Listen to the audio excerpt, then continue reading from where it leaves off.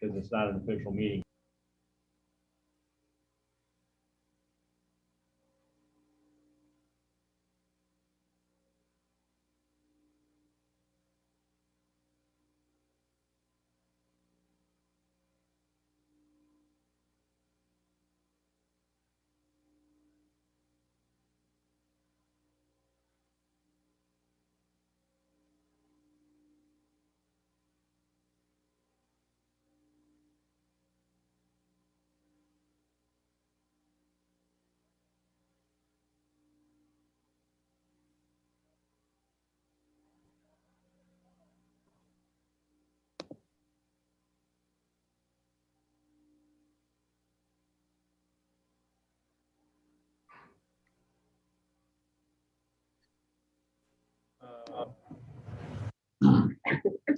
Taking it speed. Dun, dun, dun, dun.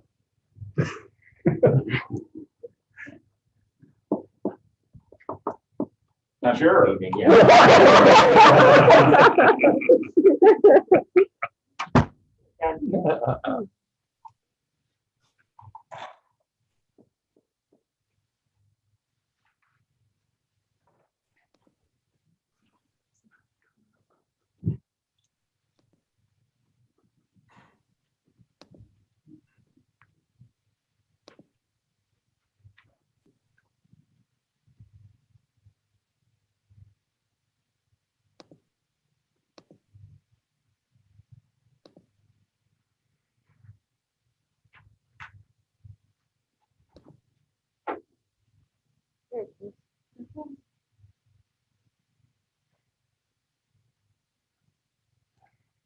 Good evening. We're going to call this November 16th City Council meeting to order. You will please stand and join me in saying the Pledge of Allegiance.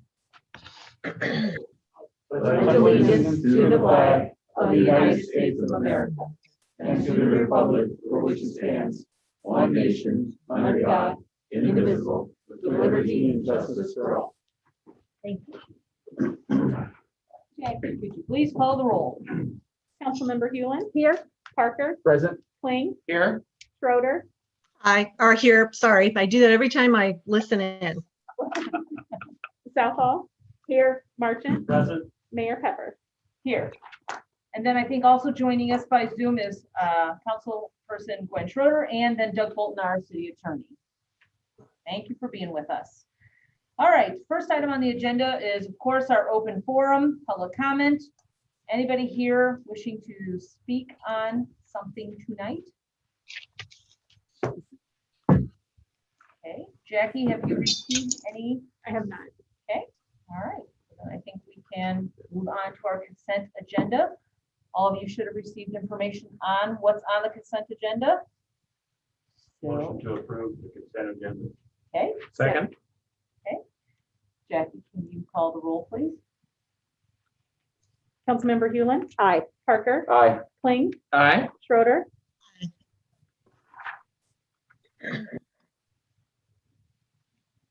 Councilmember Schroeder. Aye. Southall. Aye. Marchant. Aye.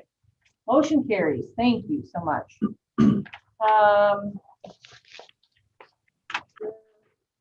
That's number 6. Council report. We have Greater Des Moines Convention report. Now, Parker, do you have Yep. any updates? I do. We had our quarterly meeting and basically just got an update on where we stand with a lot of the events. They did pick up, they were pleased to pick up the NCAA first and second round basketball for 2023, which was a big get. That's always a good one to have. And then they're just continuing on selling for next year and for 2022 already. There's some hope, with talks of vaccine and all that they're still working, but also revising budgets too constantly just to make sure we're covered. So we did have a number of events throughout the summer and into the fall that have been fairly successful, and so it's helped, but still a long ways to go. Yes. Good. Thank you. Mayor, Oh, one second. I failed to just mention before we started, sorry about that. We're wearing our masks. We need to wear our masks in this pandemic. Please make sure you are speaking loud enough. And if someone can't hear you, please let us know. All right, Gwen, I heard you wanted to also speak. Yes, I'm getting a lot of kickback. Is that what Ryan's working on? Yes, yep. Okay. Should I wait? Let's give it 1 second and see if he can get us an answer. Echo. Mhm. Sounds better. Sounds better to me. Think we're okay, Ryan? Sure hope so. Okay. Keeping our fingers crossed. Gwen, why don't you go ahead and get started and we can. Okay. I just have one issue. I was contacted by some constituents that have an address problem there. I believe, if I understand it correctly, they have a county address, but they're in the city limits. So that poses some problems with mail delivery, package deliveries, things like that. So I would just like to know where we go from here. Is it something that staff needs to research? What do we do at this point? The answer is yes, staff would need to research that. That we just want to make sure that there's consensus from council to direct us on doing that. Thoughts? If so, then community development would handle that and work with our partners, especially our police and fire departments, and bring back a recommendation. Okay. So there's no issue with that. All we need is direction, so we should be good. Thank Great, you. thank you. Thanks, Gwen. Any other council reports that I'm missing, overlooking? Okay. All right, then we'll move on to the mayor's report. I have a couple things just to share for our public. I think our council is aware of almost all of these. Friday, several of us had the opportunity to tour the Missouri Valley Lineman's Apprentice Training Facility. If you haven't seen it, it's at the end of pretty much 15th and Iowa. It's 50,000 square feet. So if you don't see it, I don't know what to tell you because it's pretty big, it's pretty impressive, and we really enjoyed it. So kudos to them. They've combined several training facilities into this new building. It is beautiful, really very nice. So thank you for hosting us, and it was great to see. Just last week, I also met with the Indianola schools. So thanks to Superintendent Art Sadoff and Rob Keller, their president, and then the Indianola Chamber. Shout out to Brenda Easter. Really enjoyed those times. And of course, they want to both groups want to continue to partner with us, which is wonderful. And then this week, Ryan and I are going to also be meeting with the Warren County Fair, the Des Moines Metro Opera, and the Balloons. So again, strong partners of ours. And always we want to be advocating for their activities. And then we will also be meeting with Jay Byers of the Greater Des Moines Partnership. Other items is we're going to be hosting some ward meetings, meet the mayor kind of things, sessions. So there's 4 of them scheduled. I'll just kind of hit them here real quick for the public.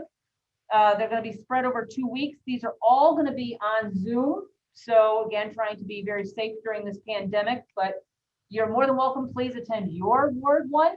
The at-large will join, pick off 2 of them. They'll join a couple of them. But if you can't come on the night of your ward meeting, I think the other wards would happily let you in. So the first one is Ward 4 on November 30th. The second one is Ward 1, December 2nd. Ward 2 will be on December 14th, and Ward 3 will be on December 16th. All this information will be made public very soon, and the links to the Zoom meetings are on November 23rd.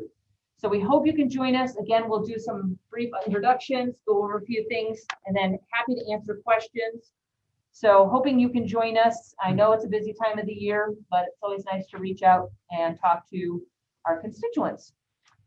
So this can be a drop-in. They don't have to attend for the whole time, correct? Thank you, John, for saying that. Yes, we're going to do them for 6 to 7:30, I believe.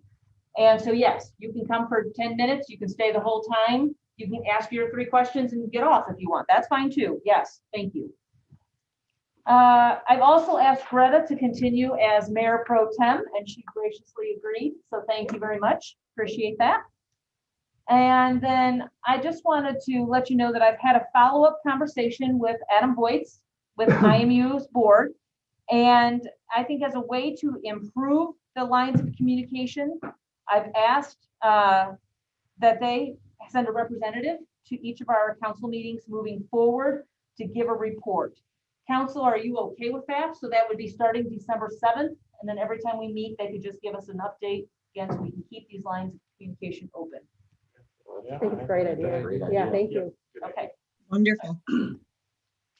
thank you. That's all I have in my mayor's report at this time. So then we'll move to public consideration, old business. We've got a lot of items tonight to cover.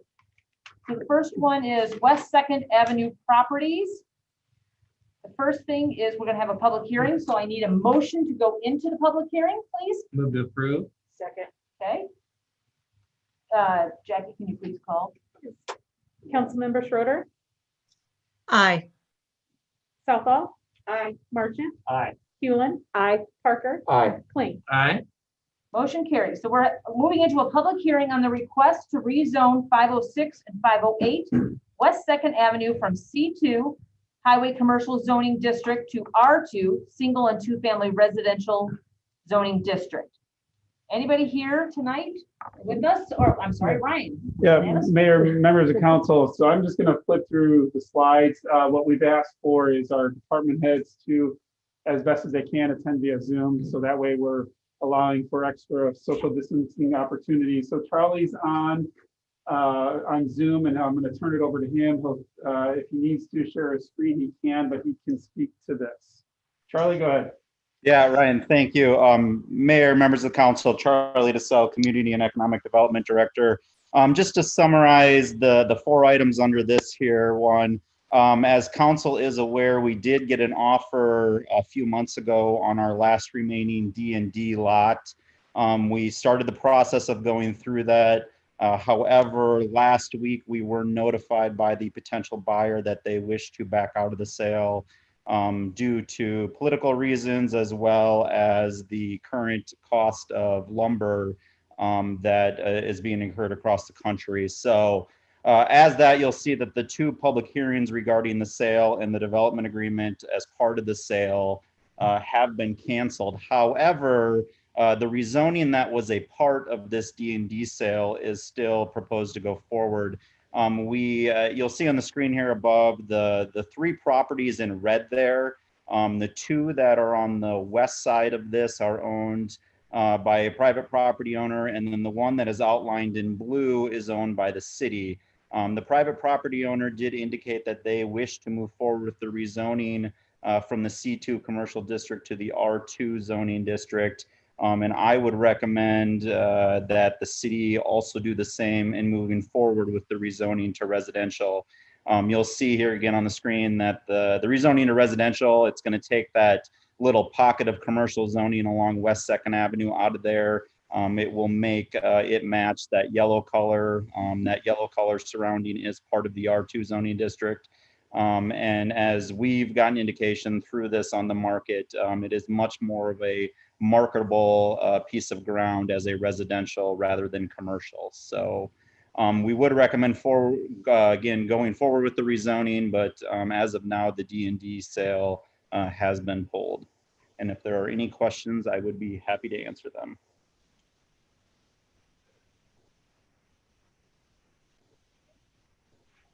Thank you, Charlie. Anybody from the public wanting to discuss, comment on this? If so, please come forward. Brian will move if you need to. All right. So then I think we will go ahead and close the public hearing. Motion to close the public hearing. A second. Jackie, please. Thank you. Councilmember Hewlin, Aye. Parker, Aye. Kling, Aye. Schroeder, Aye. Southall, Aye. Marchant. Aye. Motion carries. Thank you.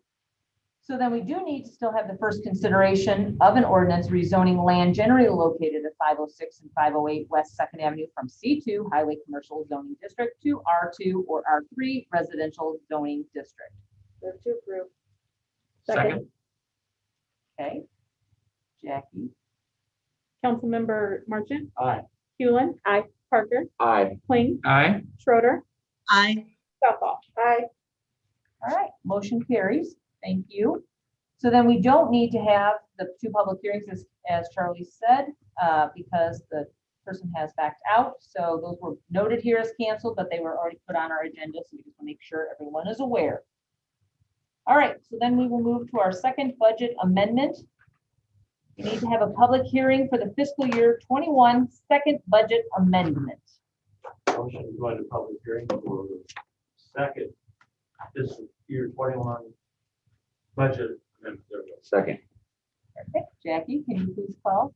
Councilmember Hewland, Aye. Parker, Aye. Kling, Aye. Schroeder, Aye. Southall. Aye. Martin. Aye.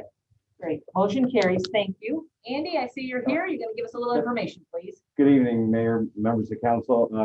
Couple of reasons for the budget amendment is mainly we're doing the CDBG grants with the meal site and also the UV disinfecting units.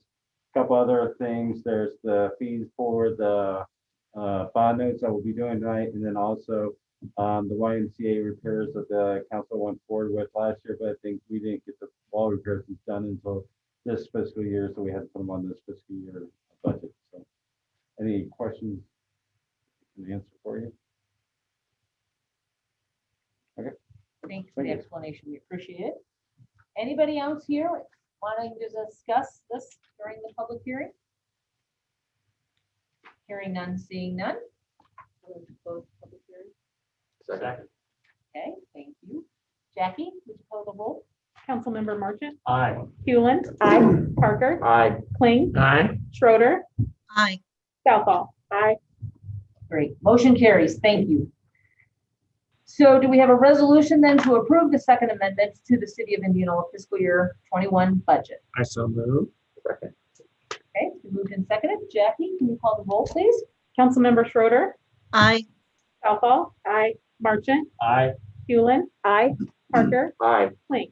Aye. Wonderful. Motion carries. Thank you so much. All right, moving on to capital loan notes. First one is a resolution authorizing the redemption of outstanding general obligation bonds series 2012B dated May 1, 2012. Andy, and I think Mike Maloney is also joining us. Have Mike online with DA Davidson's on, and I got a presentation that I'll be running, but Mike will be explaining. Perfect. Covering it. Hi, Mike. Good evening, Ms. Mayor and the council. Thank you all for having me this evening. There are 4 agenda items that are related here to today's bonding, and we'll review those in some detail. So just wanted to expand upon our brief conversation from a week ago where we were knocking out some of the administrative steps. Today we'll focus on the results. I'm going to address 3 items. 1, the performance on interest rates for the bonds. 2, our overall planning, and then 3, just a summary of the rating from Moody's. I think that feedback's valuable. I know I'd discussed that I'd have more information for you on that today and wanted to take that time. So without further ado, Andy, if you go to slide 2 of what you've got up in front of folks there, that is my contractually obligated yield curve chart that you need to see. We'll summarize it briefly as such. Interest rates are very low right now. I know folks are aware of that. But I think this chart does a good job illustrating as much of where we've come over the last couple of years. December of 2018 is that highest kind of blue dotted line, and that lowest interest rate is the orange line that as of today. So I know we can't time the market, better lucky than good sometimes. In this case, we had some very good planning to put things in place, as we'll mention, and they were able to further take advantage of those interest rates. One other thing that I also note in these circumstances is you might hear the idea that the yield curve is very flat right now. And I think this is a good illustration. The discussion here with really each of the curves shown is that there's not much difference between short-term or lower interest rates and longer-term interest rates. Not to go back to Algebra 101 here, but overall the slope of that yield curve is very small, which means that it's a real beneficial time to be in the market and borrowing if you need to do so. I'm going to move on and say, what does that actually mean for us on slide 3? So let's summarize Series 2020A. 2020A was our main purpose for this financing plan, as we were going to be completing 2 pieces of work, including the streetscape improvements and fire truck acquisition that had been already identified in the city's planning and budget processes. What we also did was we made a targeted effort to consider and authorize our ability to secure refinancing of some outstanding debt if there was reasonable savings. That was Series 2012B on this issue. We only had a separate Series 2020B because of the 2013B bonds being related to the YMCA debt. That's the only reason for the separate series. So the Series 2020A did those two things, refinanced 2012B and provided funds for the upcoming streetscape improvement and the fire truck acquisition. Overall, it's an 11-year repayment structure, so through 2031, just a little over 10 years. The first interest is going to be paid June 1 of 2021. I think the real key point here is that the true interest cost, that's really kind of like your APR for the municipal bond world, is 0.96%. I don't think I'm really breaking new ground here that saying anytime that you're borrowing under 1%, you're doing pretty darn good. I'm going to pause there briefly, see if there are any questions before continuing on to Series 2020B. Questions, council? Very impressive. Yeah, so just a comment, really, just how impressive that is. Yeah. Just love that interest rate. Yeah, that's going to be a tough one to beat, but I keep saying that and keep being proved wrong. So we'll see what we do on the next one. Let's take a look at Series 2020B on the next slide there, Andy. To note here, this is simply a refinancing piece. So this is just refinancing the Series 2013B issue. I've noted previously, and I think that's been other correspondence, we're doing this solely from a legal perspective. This is for some of the original YMCA infrastructure financing, and those are qualified 501c3 bonds. With that tax status consideration, it's just cleaner to have separate series, though for all intents and purposes, they're issued concurrently on the same offering document. It's just that the mayor and Andy will get to sign twice as much documentation. Hopefully we can do it a lot of electronically and maybe save a tree in the process. That being said, you know, the borrowing on this is 3 years shorter to align with the existing final maturity on the 2013B debt. So no change in the term of the debt, just a reduction in interest cost. The true interest cost on this slightly shorter portion is 0.83%. Again, pretty wild to think you'd ever be borrowing under 1%, but the timing was right, and both of these refinancings were strategic, and that while we may not have pursued them necessarily without the new financing for the streetscape and the fire truck, doing it concurrently just amplified the savings to a further degree. Anything here before I pivot a little bit to some of the planning behind the scenes on this and wrap up with some rating considerations? Okay, go ahead. Annie, so yeah, excellent, slide 5. So I'm just going to be reiterating some of the discussions we've already had in budget planning sessions, but I think it's important to really highlight some of the long-term planning. The key here is being able to leverage certain revenue streams of the city. And really there's 3 main items with a discussion on a 4th. These are all going to be used to help with strategic capital projects of the city. The first one's local option sales tax revenues. While that's not necessarily applicable for today's financing, I think we'd be remiss if we didn't talk about the water resource recovery facility and how the city is leveraging those revenues to really offset some of the cost of that important project. It was a long time of planning on that, and that type of long-term effort and thinking about how these puzzle pieces go together, working with staff, is something I think is important to highlight when we get to these kind of milestone dates of issuance. Something I also think should be highlighted, as I know we're really focused on the city of Indianola, but something that I like to share is what I'm seeing elsewhere around the state. And I know it was a really big deal for the city to push through with that important project, get things lined up over a period of years, and really think about how to leverage that sales tax revenue stream for the wastewater utility.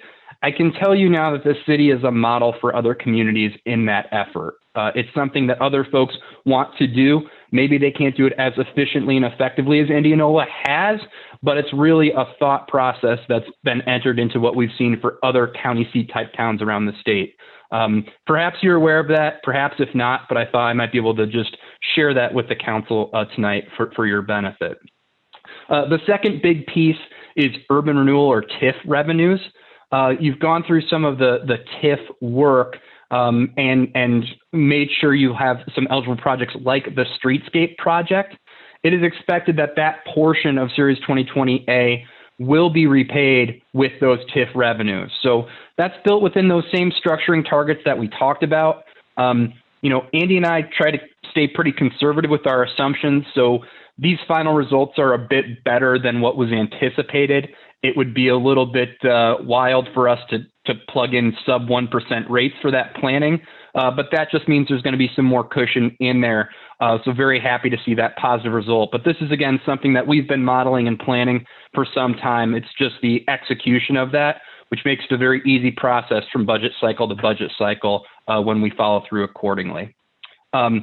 Special assessments are identified for some potential future projects, just a small piece. But the third big portion of revenues would be coming from the debt service levy. That's really how we fit the puzzle pieces together from a modeling standpoint, looking at the long-term needs of the city. That same $2 per thousand target is based on the city's taxable valuation, and we use conservative projections for that. So we're not projecting any of the new valuation growth that we're expecting to see in future years. Again, trying to stay conservative with that and also make sure we're taking a big picture approach to the future of the city and not just looking at it on a case-by-case, year-by-year basis. I'm going to pause there before going over to the next slide, but just thought this highlight should be relatively familiar for everybody, but I think it's important to highlight, again, as I said, at this stage. Let's go to the next slide. So again, I don't think there's a whole lot to rehash here, but to leverage those revenue streams here, we're issuing general obligation debt as we are today. This isn't new. These are updated. This is the current valuation is over that really big. It's a big deal to be over $1 billion of valuation. I know you've probably heard that from staff. It's definitely highlighted in the rating report if you get a chance to read that. But something I think that a lot of communities would love to see, and the city is enjoying that. It means that under state law, the debt limit for the city is actually $52.6 million. That's what's available. Even including today's issues, the city's going to have just $14 million outstanding, leaving over $38 million of capacity that is not tapped. I know sometimes it's tough to wrap your head around some of those considerations, so I wanted to focus on those bullet points to be clear that the city's really not leveraging very much, especially for a community of its size at this time.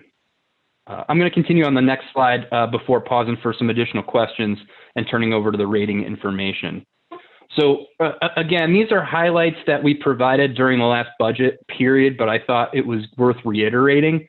You know, to be clear, the city's paying down its GO debt each year, and really, you know, that low debt burden continues to get lower as it's paid off over 50% over the last 5 years. Remember, these are investments to help drive valuation growth. These are strategic new projects, as well as the refinancing of other debt for interest cost savings. So while we've seen the debt reduced, we've also seen the city's valuation increase over 25%. And I'll note here in a minute that that was reflected in the Moody's rating analyst report as well. You know, I mentioned staying conservative for our planning purposes really helps when we get great performance like today. But furthermore, I think it's kind of a, you know, back and forth process here, right? Good management means that we get a good rating, which means we get lower interest rates, makes our projections look more conservative. And that's a really positive snowball effect there. So being able to take advantage of that in these situations means the city can get ahead versus inflation. I know other communities, you know, other finance staff or management will say, hey, let's borrow as long as we can beat inflation. You know, gosh, when you're borrowing sub 1% and only going out 10 or 11 years, that's a really great investment in the future from the city's perspective, at least from that financing standpoint. I'll wrap up here shortly, but I thought I'd pause here before talking about ratings briefly. Andy or Ryan, if there's anything I've left out at this point from your perspective. Just to reiterate, one, I hope that you all as decision makers are proud of the work that you've done. I hope the community is proud of the work that you've done on their behalf. This is, I think, stresses the importance of why we study issues, why we plan for projects, and we have these conversations with the elected officials, why we have our policies in place that we do. It's because of all of those things that we are able to be where we're at and having the conversation that we're having today. If you remember, we were talking about some of this stuff. We gave you a lot of this stuff a year in advance in preparation for. But it's really the work of the council, the leadership from you all, the diligence of Andy and his staff, the department heads for doing the things that they need to do to secure that phenomenal rate. And I want to reiterate that all the things that are within our control based on the Moody's scorecard, we were ranked at the very highest that we could be, a AAA. The things that downgraded us, and that's still an exceptional score, is all things that are outside of our control. So to be able to sit here tonight to present this information to you, to buy things and fund projects that are going to have a long-lasting positive impact on this community is outstanding. And I hope you are all very proud, and I hope the community is exceptionally proud, because this is great. So kudos to you all, and thank you for the staff for what they've done to get us to this point. This is amazing. It is. Thank you. One of the things I'm proudest of is the staff. Yes. This is phenomenal. So, thank you all. So I'll wrap up here before with the timeline, just to highlight some of the rating information on the next slide. So Ryan talked about the affirmation of that AA2 rating. I think that's a really big deal that people should be focused on. That's really pushing the upward bounds of what the city could enjoy based on your size in terms of both valuation and population. So I really recommend that you all take a chance to read and review that rating report. It's a really positive feedback and gives you some context about where the city stacks up. Something I would note, while we did refinance some debt last fall, the rating for the city of AA2 is upgraded from a couple of years ago. This is the first time the city's enjoyed that upgrading rating for issuing debt for new projects. So I wanted to make sure that was highlighted. There's been a lot of work in the off season, I like to think about it. There's a several-year period where the city didn't issue debt, really kind of got that financial house in order, and now you're reaping the rewards, as Ryan just stated. Two things I think to highlight in addition to that scorecard rating that Ryan had just mentioned is really right out of the rating report. So strong average annual tax-based growth rate of 4.6% over the last 5 years. I mean, that's the headline, right? That's a really positive verbatim thing to see in that rating report. And that's not, me saying that. That's the Moody's analysts that are looking at hundreds, if not thousands of these a year. Healthy financial operations and strong reserves are a credit strength. Again, we're pulling this right out of the report where it's noting the city's good budget management. I think those are important things to see from an outsider saying that about the community after going through their committee process as one of the three major rating agencies. Moody's name means something, and to have that feedback, I think, is very, very valuable. Then as far as that scorecard rating, I just want to reiterate that it's about leadership doing everything that it can do under its control. If you take a look at that table or matrix, whatever you want to refer to it in the report, it really stacks up in an impressive way. And again, I hope you take a glance at that and appreciate what that means to the city's bottom line. So with that, the last slide here is just a little bit on the timeline. Today, you'll be approving the note purchase agreement. That's going to be the third and fourth actions here by resolution, as well as the redemption of the outstanding notes. That's the first and second action. So those are the four pieces under this business item today. You'll have additional proceedings prepared by your bond attorneys at Allers & Cooney for your meeting on December 7th. They've been a strong partner for the city here over this process as well and have prepared the proceedings for today. And then closing without any additional council meeting will happen on December 22nd.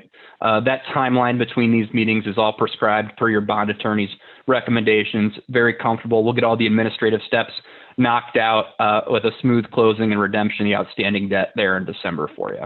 So I want to thank you all for your chance to work on this. I'd also just want to give a special shout out to Andy and his team. You know, this work from home environment's kind of interesting, but Andy's definitely on the ball. And even my wife noted, is that Andy again? Man, he's on it. So I think, you know, it's one of those things where I want to be able to pass on to council and these limited opportunities I have for feedback for you. Thank you.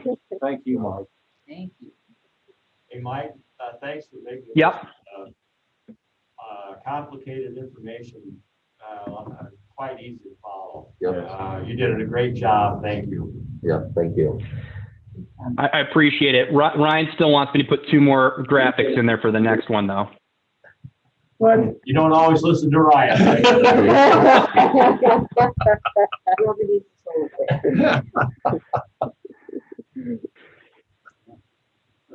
Andy, is there anything else you want to add about this? No, I think that the ratings, interest rates that we received, thanks to work done by the systems given to us by DA Davidson and Knowledge Community, it's been tremendous. And I think, unfortunately, we're in the times that we are, but we're going to take the opportunity to get these interest rates that we can to save the city some money, save the taxpayers some money, and improve the city. Thank you. Thank you. For all you're doing. Thank you.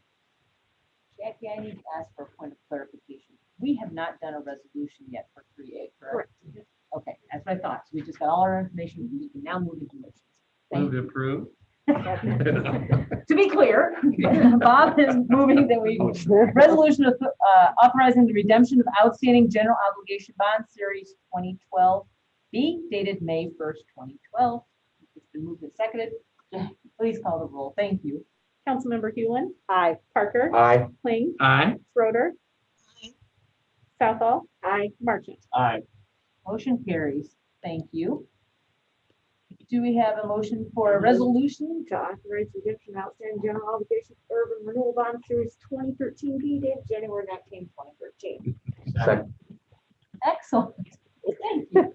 Jackie, call the roll, please. Councilmember Marchant. Aye. Hewlin. Aye. Parker. Aye. Kling. Aye. Schroeder. Aye. Southall. Aye. Motion carries. Perfect. Thank you. And how about a resolution directing the acceptance of a proposal to purchase $6,605,000 general obligation capital loan notes series 2020A. Move as written. Second. Okay, Jackie? Councilmember Kling. Aye. Schroeder. Sorry, aye.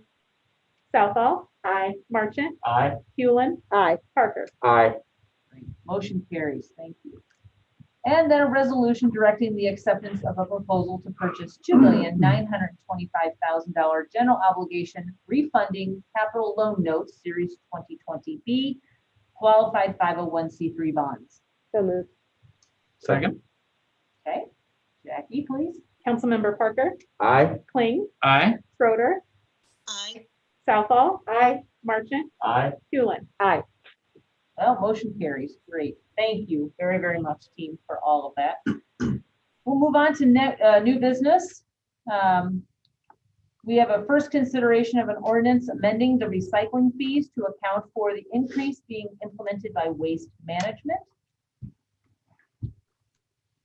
Jackie, Andy. Mayor, the members of council, I didn't know if you had any questions on this. As you recall, back in 2018, Waste Management came to us with an amendment to the contract, 3 years.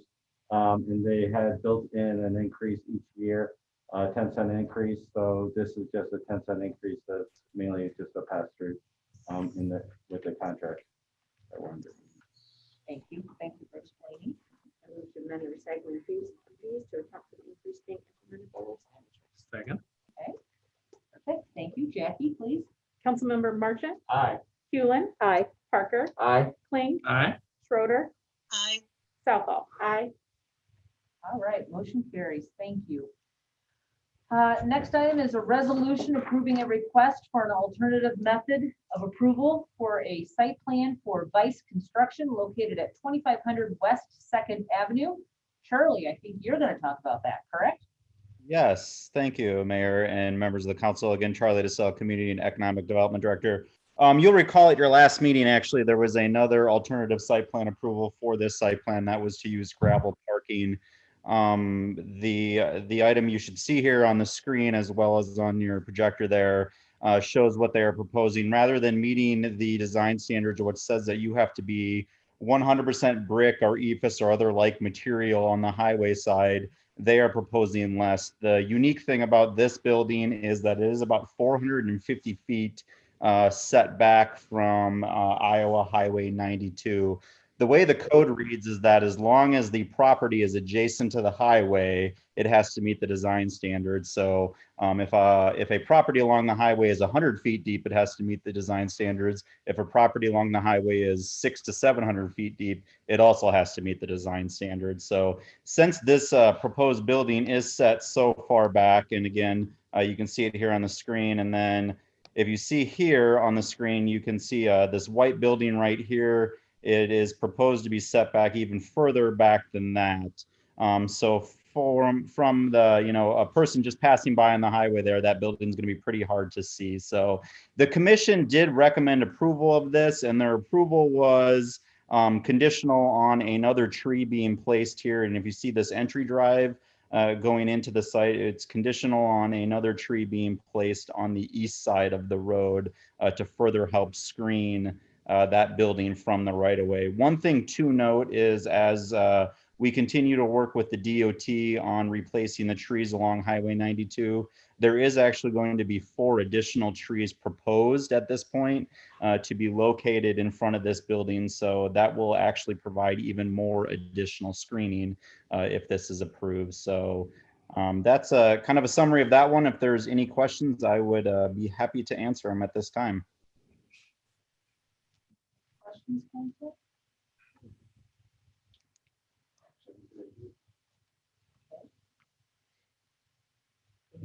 We need a motion. I move to approve the alternative method of approval for site plan for Vice Construction. Second. Okay. Jackie, please. Councilmember Marchant, Aye. Hewlin. Aye. Parker, Aye. Kling, Aye. Schroeder, Aye. Southall. Aye. Great, motion carries. Thank you. Next is a resolution approving the establishment of and transfer of funds to a library endowment fund. Here comes Andy. Mayor, members of council, I don't know if you're aware of this, but we had a estate that was donated to the public library, Mayor Hickman Estate. It was given as an endowment to buy children's pictures books, and because it's an endowment and under the advice of our auditor, Robert Indris, we have to set that up as a permanent fund, which is a separate fund from the other funds of the city. We have not had a permanent fund before, and what this mainly does is we put this money into the fund, and the only money that can be spent from this fund is the interest that is earned on that money. So that's the money that will be used to provide for children's picture books for the library for many years. Probably. Forever. What a nice gift. What a nice establishment. How nice for the So thing in the city. So this resolution establishes the fund and then allows us to transfer that money from, it's in the special revenue fund right now, but it will be able to transfer into the endowment fund. Questions for Andy? Anybody? Very good. Okay. Thank you. Is there a motion? I so move. Second. All right. Jackie, please call the roll. Councilmember Schroeder, Aye. Southall. Aye. Marchant, Aye. Hewlin. Aye. Parker, Aye. Kling. Aye. Motion carries. Thank you. All right. Resolution approving and accepting an indemnity and release agreement regarding electrical work performed at 1306 South L Court. Charlie, refresh our memories, please. Yes, so on this particular issue here, just a quick summary. The city back in 2018 actually deferred all of our electrical inspections and electrical permitting to the state of Iowa through their program. Because of that, again, now anybody who's building a new house would be required to get permits through the city as well as electrical permits through the state. There was a house that had a permit pulled for it back in March.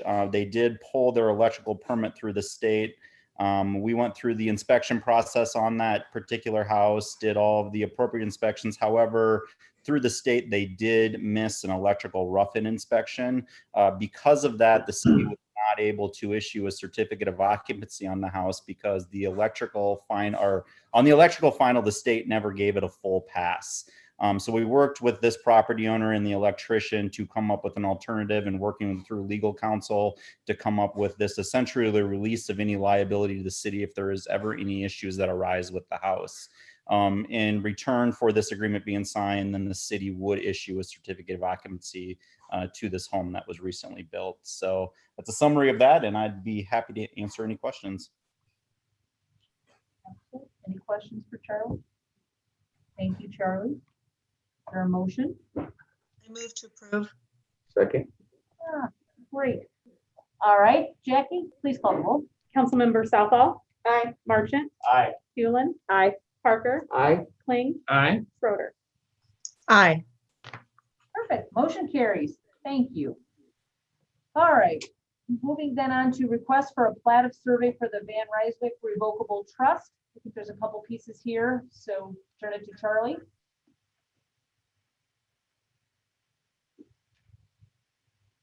Charlie? Sorry, I muted myself again and I struggled to get it off there. I apologize. Really quick. Yeah, really quick. I'm going to summarize the next three numbers. I believe they're 5, 6, and 7. And these are all plat of surveys that are located outside of the city limits of the city. You'll see here, this is a map that shows our future growth areas. This is a part of the comp plan that was recently adopted by the city council back in May. When we're looking at these plats of surveys that are outside of the city limits, the one thing I really focused on is it within a growth priority of the area? The cities allot that 2-mile extraterritorial jurisdictional review of subdivisions, and that's mainly set up so if the city does ever want to annex into these future areas, we're able to do so cost effectively and make sure that subdivisions are built to our standards. So when we do annex into them, the city's not essentially paying a ton of money to get these back up to city standards. So the three plat of surveys that you are reviewing here are all located outside of that area. You can see there's an area on the west side of town. It's about exactly 2 miles outside of the city. And then 2 areas on the east side of town that are both located out of any growth priority area. Since they are located outside of those growth priority areas, we do recommend approval of these plat of surveys. One thing to note is as we continue to work forward on these code updates of our subdivision codes, zoning codes, and so forth, that we are going to hopefully be looking at removing our review authority on these areas that are outside of any growth priority area, just because we are getting into a habit of where we're constantly approving these because the city has no interest in these areas. And we're making applicants and property owners go through a lot of time going through both the planning commission and city council to get approval on these. So just wanted to make note of that as, again, as we work forward with the code updates, we'll be hopefully removing some of these areas from our review authority. But if there's any questions on any of these, I'd be happy to answer them. And again, there's, I believe, 5 different resolutions for you to approve here on these 3 areas. Thank you, Charlie. Questions for Charlie? Make a motion to approve resolution, or for a resolution approving a request for plat of survey parcel L for Daryl and Janet Van Ryswick Revocable Trust located within 2 miles of the city of Indianola. Second. Okay. Jackie, please. Councilmember Kling. Aye. Schroeder. Aye. Southall. Aye. Marchant. Aye. Hewlin. Aye. Parker. Aye. Motion carries. Thank you. I will also make a motion for a resolution approving a request for a plat of survey parcels M and N for the Daryl and Janet Van Ryswick Revocable Trust located within 2 miles of the city of Indianola. Second. Third. Okay. Got a lot of approval. Jackie, call the roll, please. Councilmember Kling. Aye. Schroeder. Aye. Southall. Aye. Marchant. Aye. Hewlin. Aye. Parker. Aye. And I will also make a Motion carries. Keep going. I'll make a motion for a resolution approving a request for a plat of survey for TS Investments LLC located within 2 miles of the city of Manila. Second. Okay, Jackie? Councilmember Kling, Aye. Schroeder, Aye. Southall. Aye. Marchant, Aye. Hewlin. Aye. Parker. Aye. Motion carries. Then our third one is from Joseph Grubel. Anybody want to make a resolution approving a request for a plat of survey parcel AN for Joseph Grubel located within 2 miles of the city of Indianola? I so move. I'll second. We'll give it to Heather. All right. Jackie, please. Councilmember Schroeder, Aye. Southall. Aye. Marchant, Aye. Hewlin. Aye. Parker, Aye. Kling. Aye. Motion carries. Thank you. I move to approve a request for plat of survey parcel AP for Joseph A. Grubel located within 2 miles of the city of Indianola. Second. Perfect. All right, Jackie, call the roll, please. Councilmember Marchant, Aye. Hewlin. Aye. Parker, Aye. Kling. Aye. Schroeder, Aye. Southall. Aye. Motion carries. All right.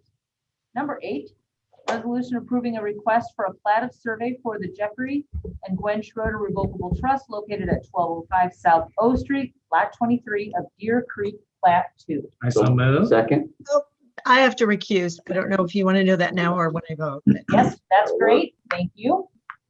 Did you want to say something about this? Charlie, we got the graphic on the screen. Charlie can address the topic here. And I'll go really fast as this is the last plat of survey. This particular property owner is looking to split off the north portion of this lot, sell it to the lot to the north, increasing the size of that lot and decreasing the size of the lot that is highlighted here on the screen. There is a large sewer easement that runs through this lot. There is issues with potentially building on this property anyways, so not necessarily creating any new buildable lots, not decreasing the amount of buildable lots. Everything is staying status quo. It's just that one lot is becoming larger and the other smaller. And if there's any questions on that, I would be happy to answer them. Questions, anybody? Jackie, do you want to call the roll, please? Councilmember Schroeder, Abstain. Southall. Aye. Marchant, Aye. Hewlin. Aye. Parker, Aye. Kling. Aye. Motion carries. Thank you. One quick comment. Sure. Hey, Charlie, that's a great idea on those 2 mile. Yeah. Things. Nice job. Way to come up with that. It saves everybody a lot of headaches. So, kudos to you. Agreed. Good thoughts. Thank you. All right. TIF debt certification. Andy? Mayor, members of council, you have 2 resolutions in your packet dealing with this subject. The first is to authorize the collection of TIF revenue to repay the streetscape project, which Mike alluded to earlier. That's the financing that we had in our plan to finance that project. And you'll have to do a resolution certifying that loan that it's going to be repaid by TIF revenue. And then the second one is prior to December 1st, the city has to certify TIF debt and decertify any TIF debt that's coming off would come off the rolls. We have to do that by December 1st using the forms that's included in your packet. So the forms in the packets that will let them know that we are certifying the debt that is the streetscape project, and then also decertifying the amount of interest that was collected in the TIF fund, so that's not collected in the future years. And then also to let them know that with our financing plan, as Mike touched on, we are just gonna be collecting 1.5 million in the next fiscal year. So if you have any questions on any of that. Okay. Thank you, Andy. I move to authorize an internal loan to fund urban renewal project costs in connection with the Square Streetscape project, or I should say the award-winning Square. There you go. Perfect. Is there a second? Second. All right. Jackie, would you like to call the roll again? Councilmember Schroeder, Aye.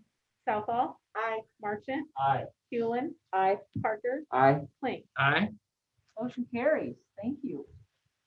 And how about a resolution approving the certification of tax increment financing obligations? Move to approve. Second. Okay. Jackie? Councilmember Kling, Aye. Schroeder, Aye. Southall. Aye. Marchant, Aye. Hewlin, Aye. Parker. Aye. Motion carries. Thank you. And then we have other business before us tonight. First one is the city manager's report. Brian? Thank you, Mayor, members of council. Just a few things. First of all, around 4:30 today, we issued a notice that we were going to be closing the activity center and the library due to the rising rates of COVID in our community. Our members of our team meet on a regular basis to look at those stats and those data points. And after the release of today's, we made the decision to close those facilities. I do know Michelle Patrick had some previous conversations with the library board, that they were supportive of the effort to close the library. We will monitor that. We've got some, we're going to continue to monitor, check the data, and when we feel that it's safe to reopen, we will. At the start of your meeting, the governor had a press conference during which he announced that there's going to be a mask mandate for indoor facilities anyway, and then some limited hours on restaurants and other facilities, other establishments. Obviously, this is coming in, so we haven't had time to review that data, but just as a heads up. The brush facility this weekend is the last weekend of the brush facility being open.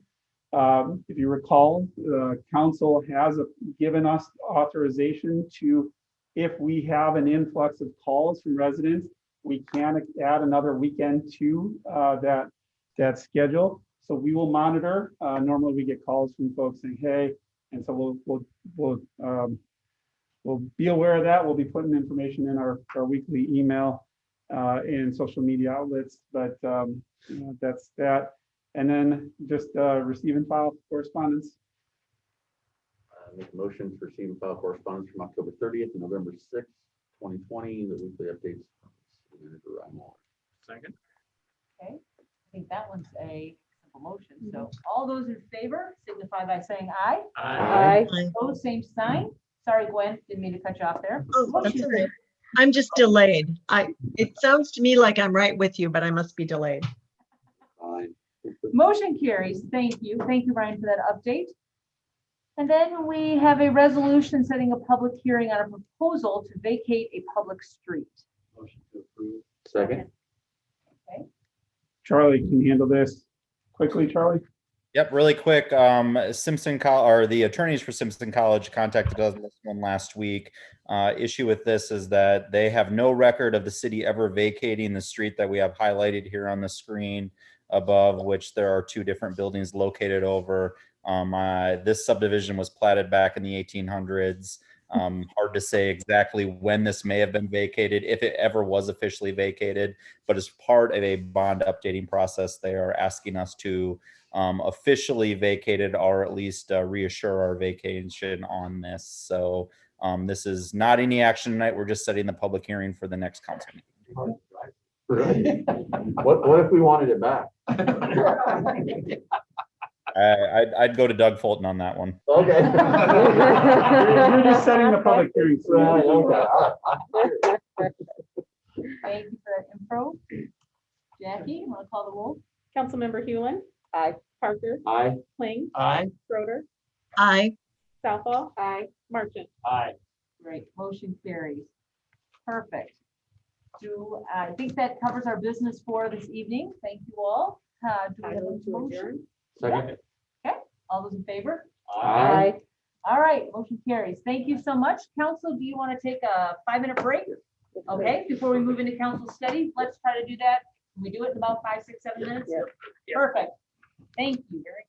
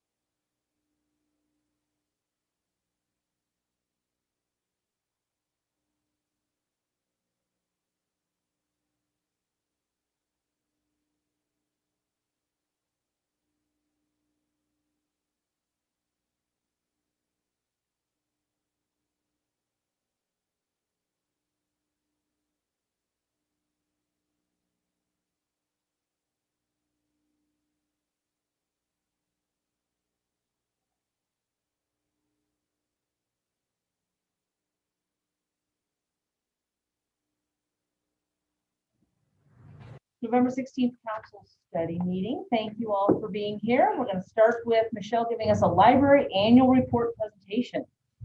Yeah. Thank you all for being here and listening to me today. I'm Michelle Patrick, Director of the Public Library. I have been the director for 4 years, if you can believe that. I do not have a teacher voice, unlike some of you. So if you can't hear me with this mask on, please just let me know. If I direct your attention up here to the screen, it looks like I was attempting to be kind of artsy, but what this actually is it's not minimalism art. This is a graphic representation of the activity of a library through a fiscal year. And this happens to be 4 years, but you can see that each year it looks about the same. So we start in July, they start out pretty good, they go through, and then in January, people stay home, and then we always end up on a high note. And it doesn't, that pattern never changes. So this is the past 4 years, but we could go 4 years, it would look like this. And the goal of a librarian is to keep moving that up so you're serving more people, but this is never going to change. However, I'm here tonight to tell you about a year that looked like this. This was our activity map for the year. Now, if I could have my preference, I would just talk about the first 6 months, July through December. We had a lot going on at the library and all of it good. First 6 months, circulation of 19%. That is a huge number. Last year we were at 5%. We were very, very excited. This is just fantastic.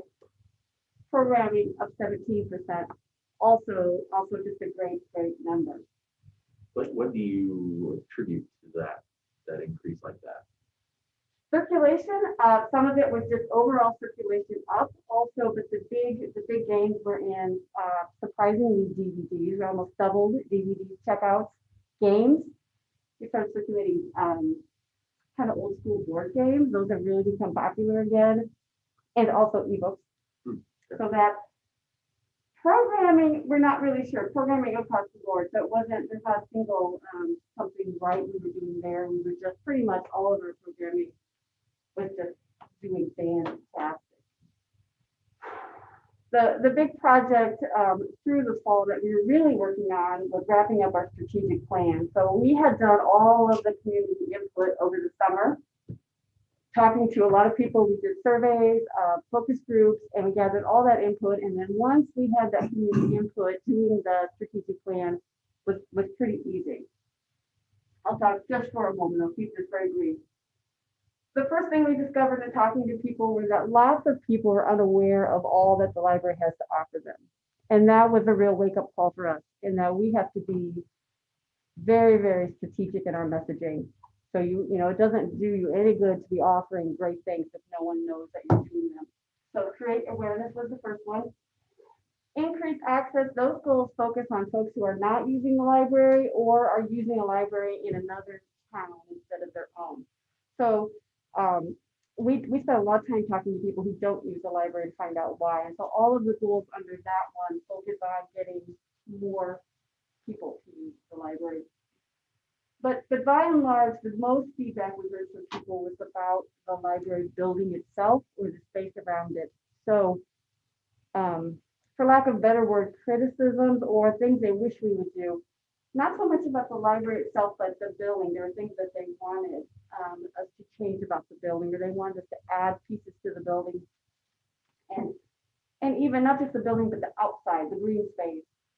Lots of really fun ideas on that. So all of that input is extremely valuable, and a lot of it surprising. So we learned an incredible amount. We put this strategic plan together, send it to the state to be certified as we are required to do. It was approved. Wrapped up 2019, we were so looking forward to 2020 because it just seemed like, boy, things are going to take off from here now. January 2020, so January is the slowest time in the library typically. Two big capital improvement projects that we had planned. We're going to close the library for 2 weeks and just knock both of these out. The first one is the floor outlets. You can see right there, that's a picture of our electrician. Floor outlet seam. That should be pretty simple. You just call electrician, but our floor outlets needed to be drilled down to very, very thick concrete floors. So these outlets were quite expensive. They were over $1,000 a piece. And we had 5 of them put into the adult section. But it's well worth it because the library was built in 1984. And at that time, there was one outlet in that half of the library for all of folks to use. And so there was one table by that outlet and it would just be taken like at 10:01 and you could never get that outlet. So that was the first project. Second project, this was the big one. This was to paint the interior. As I mentioned, library built in 84. They had put over most of the public spaces had a really thick wall covering. So that over time, it's been 36 years. It was splitting, it was peeling from the ceiling. And so the goal of the project was to tear that paper down, patch anything up, paint it, piece of cake, long weekend. So we decided that we're going to close for 2 weeks because while we had all this little stuff going on, we were going to embark on a very, very ambitious project in our children's section. I would love to tell you about it, but we're a little short on time. It's called Picture Book City, but it required every book in the children's section to be pulled, recatalogued, relabeled, and moved into beautiful neighborhoods and streets in the children's section. So we decided to close for 2 weeks to do all these projects. And thank goodness we did because things went pretty wrong with the painting project. It's a little hard to see, I apologize. These are the giant peels of wallpaper that came down. When we peeled those down from the ceiling, you could see a little bit better than here. Couple of problems, there was a lot of water damage. So the skylight has leaked for many, many years. Also the roof has leaked on and off through that time. So water damage, there was quite a bit of mold, particularly up by the skylights and also in some other areas behind that wallpaper. And then additionally, there's just an issue with the adhesive they use. And so every place that there was a piece of wallpaper, which was most of it, the wall, there's not a matter of patching it up. We had to actually give it all a new skin before they could even paint it. We did get done in 2 weeks. It was pretty close. Kind of some all-nighters from the painting crew, a local company, First Avenue Painting. They did a great job. But we did reopen in 2 weeks, and library looked beautiful. Although many people were disappointed that we didn't go purple and pink and all kinds of stuff. We went white, kind of brighten it up.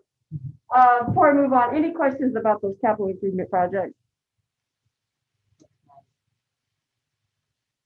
So we're back open mid-January, and actually we bounced back very quickly. So as soon as we reopened, everything was back on track. And then we were just heading up into spring break. So spring break is a huge week for us. We have a lot of things planned over spring break.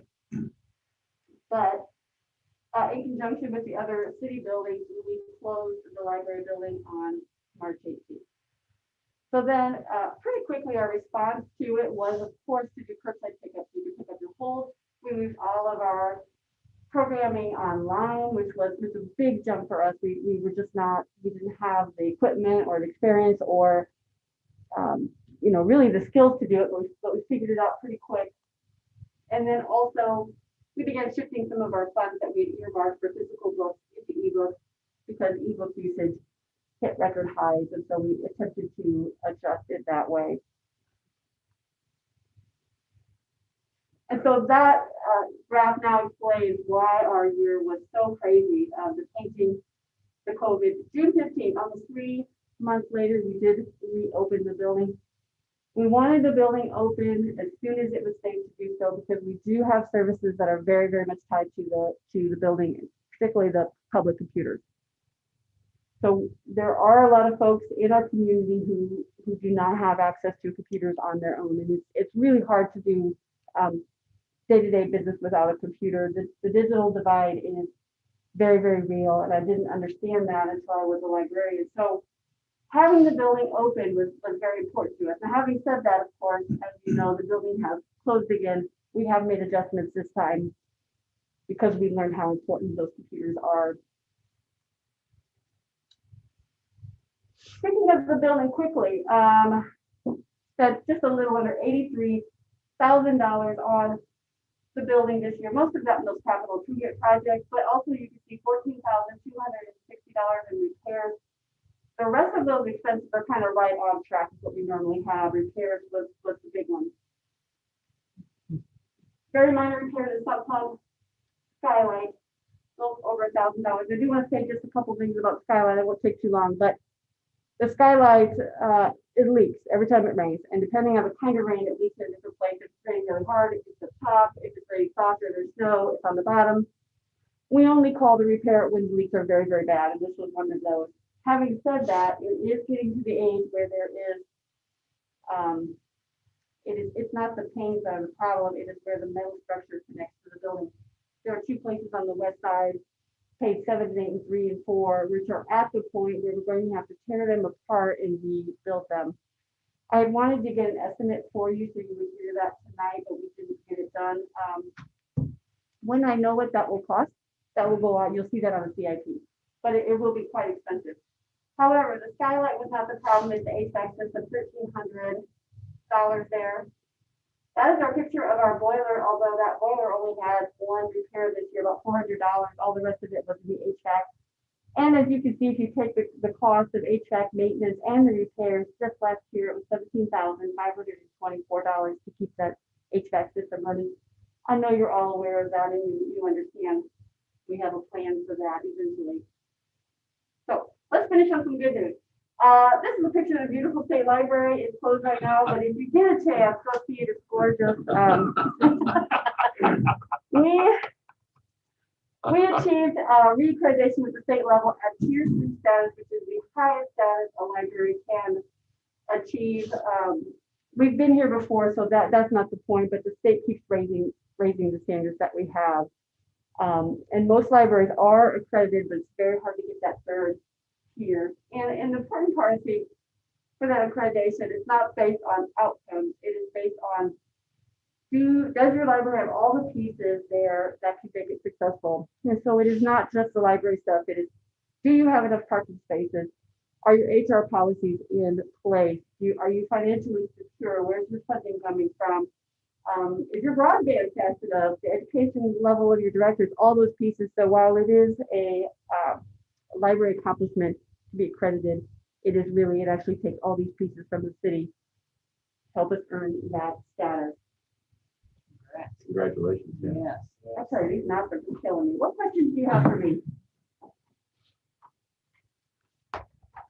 Well, I'm gonna mention, I don't have any questions, but I'm very impressed until COVID, but I've been very impressed with the children's programming that you've done.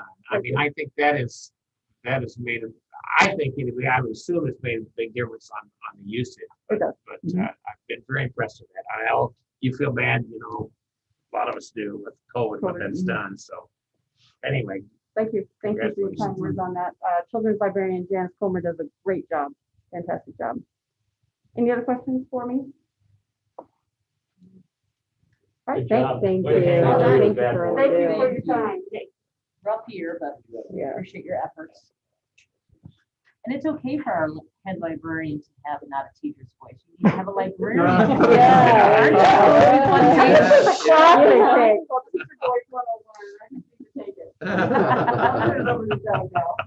Thanks, Michelle. All right, next one is presentation of the update to the City of Indianola Trail Plan. Doug, we're glad you're here. Thanks for coming in. Now, as we were prepping this, we told Doug he's got to not talk so loud.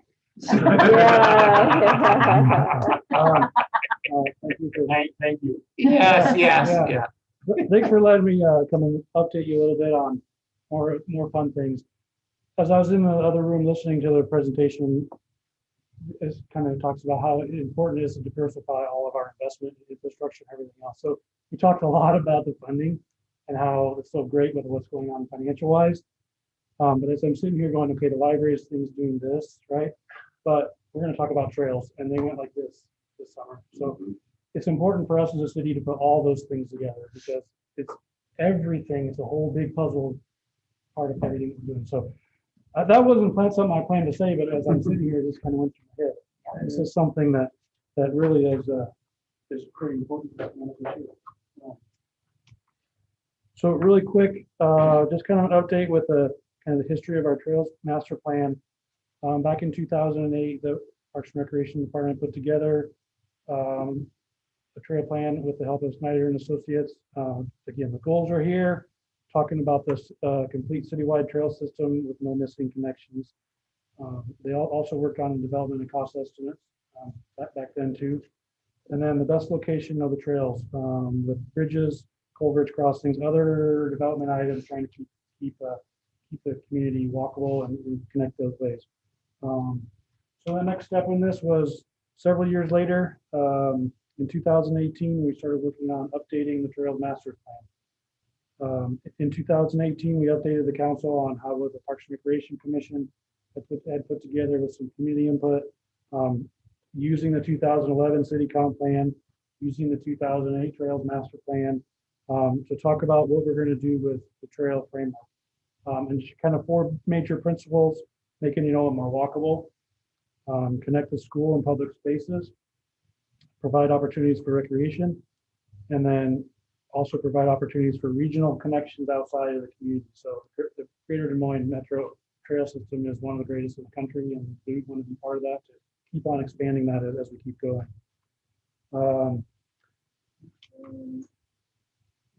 So we developed about 8 trail priority sections, and as you can see, they're on here. I don't want to go through every single one of them bit by bit, but the number 1 top 2 trail priorities were Hillcrest Avenue, which was completed last year. We still have to do the little section from Highway 65, 69 to 4th Avenue, so we can kind of get from the highway over to Summercrest Hill, the YMCA, and all the clinics and everything there to get that connection. Then we worked on the connection over from Memorial Park to Wilder School. A big part of that is on the street on Isle Avenue. So there you'll see in fiscal year 23, we have funds dedicated to get that portion of the trail off street. And we'll keep on going down through here. See, we want to go the loop to the south. Also want to get back from the south back up to the east again. So make a big loop around the community. And then another highlight from the Bay Trail, the 5th selection there is trying to get out to the National Balloon Classic Field via the railroad section right off of 15th Street. So that's another one of our priorities. We have some funds in there to do portions of that in fiscal year 24 or 25. The other parts, Highway 65, 69, North Sewer Plant to Kenwood, again, over to the north and west side of things again. And then our South Central Loop, long-term, another area would be from, I would say, South Park, just south of City Hall, straight down towards the south, towards 17th Street through that to kind of connect that loop again. And then another thing is to try to connect segments along the highways, Highway 92, Highway 65, 69, especially those main thoroughfares that don't have anything as the city continues to grow. So north side, south side, and keep things on the east side. As we keep growing, we want to keep on connecting those sections for people to have. Going quick, so you have questions, please let me know. I did the trail plans on here. It's really hard to see when it's such a big gigantic map. I did bring another copy of that if anybody wants to ask questions when we get done here we're looking at. It is on our website. It's in the presentation, so you can download it and zoom in and see a lot better that way too.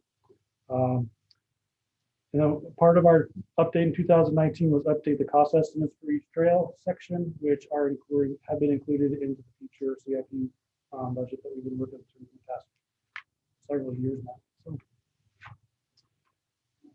the last one here. And the final, not the final step, but the big part of the planning process is the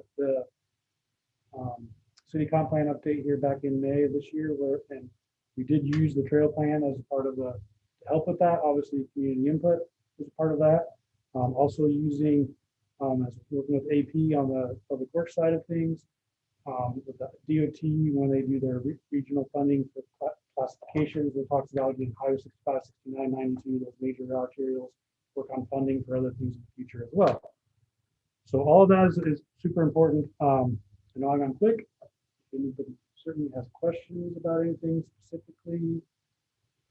Not so much, well, maybe a comment more than a question, but I've been hearing lately some interest in some soft trails or single track trails for biking and other than not necessarily transportation. Right. And so is there any way that might be something that the city would eventually start examining, or maybe the Parks and Rec Commission would begin exploring this opportunity to add some soft surface trails in some other places around the town. in some of our parks.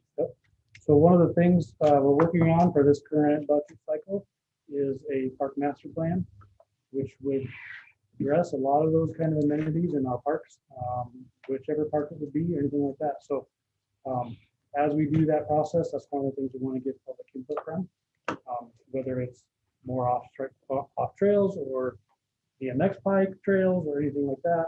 Obviously, you could add basketball courts and pickleball courts and other things too, but this would be part of that discussion as we get moving on to next fiscal year. So, Right. Just, I appreciate Doug putting this together. This is something he and I have been talking about for quite some time now. The comp plan was an important step. So we wanted to make sure you had it, think about it, get back to us, because if there are any other modifications, what we would like to do is bring it back before council to get it formally readopted. That way, when we're working on our CIP, we have good assurances that the prioritization that was recommended by the Parks and Rec Commission is what we should be working towards. So just from a process and procedure standpoint. So, I guess I do have one quick question. So as I go up and down the Bay Trail, there's a number of green bands where we're going to lose ash trees. Will those be replaced or just kind of start? I mean, I know some of the area between 15th and 9th, obviously, you probably don't need to replace a lot of those trees, but some of the other areas I know I'm thinking of from the trailhead north or kind of north and west around there. Some of those are going to be lost. So we hopefully replace some of those. some of those we will. Obviously, we want to work on keeping things spread out, keeping Right. diversification of the species in an area so we don't overcrowd trees. So they, Right. as you're talking about north of Ninth or Fifth, Iowa, it's pretty crowded. Right. And that's half the reason a lot of those trees struggle is because they're Right. overgrowth, invasive species, things like that. So yes, that's one of the things we want to get through as we unfortunately remove ash trees is Right. trying to replace them with other trees in the future. Yeah, there was a huge increase, and it seemed not only during the lock shutdown early on in COVID, but it seemed to dropped off a little bit as I noticed, but it still stayed with it. There was a huge increase of people using the trails. At least I know on my side. I see people parking at the trailhead that live outside of town and go through our trails and then go back home. So we're getting some usage, and that's awesome. Especially if we keep getting 70 degrees in the middle Yeah. of November. Right? Yes, right? Exactly. Yeah. Any other questions for Doug? Nice job. Thank you, Doug. Thank you, you. Doug. We appreciate it very much. Well, I think that ends our council study meeting. Thank you very much for all your work. Thank Thank you. Have a good week.